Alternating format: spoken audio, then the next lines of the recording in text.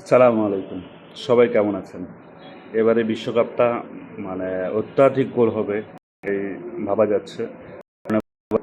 যে বড় করা আছে গোল বেশি হবে এরকম কিছু ভাবে তৈরি করা হয়েছে।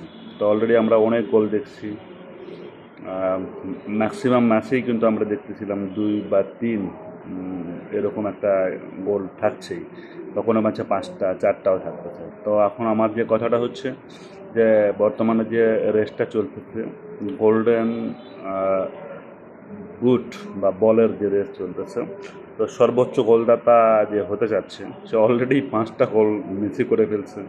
তার পরবর্তীতে এমবাপ্পে আছে ৪টা করছে, হালান্ড আছে ৪টা করছে। তো এখন মজার বিষয়টা হচ্ছে যে আমরা এবার কোন জায়গাতে দেখতে চাচ্ছি। হ্যাঁ, আর একটা জিনিস মনে রাখবেন, মানে কতগুলো গোল হবে এই কন্টেস্ট, মানে কম্পিটিশনটা ভালো লাগতেছে যে মেসি এবং এমবাপ্পের মানে এত মানে সমান সমান আছে। হালান্ড হয়তো বা একটু পিছিয়ে পড়লে পড়তেও পারে, কিন্তু এমবাপ্পে এগিয়ে গেলেও যেতে পারে। তো এখন আপনার কি মনে হচ্ছে মেসি এবং এমবাপ্পের এই দৌড়টাকে আপনি কীভাবে দেখতেছেন? আমার কাছে মজা লাগতেছে, কারণ এমবাপ্পের যে গতি আর মেসির যে ম্যাজিক দুটাই চলুক শেষ পর্যন্ত।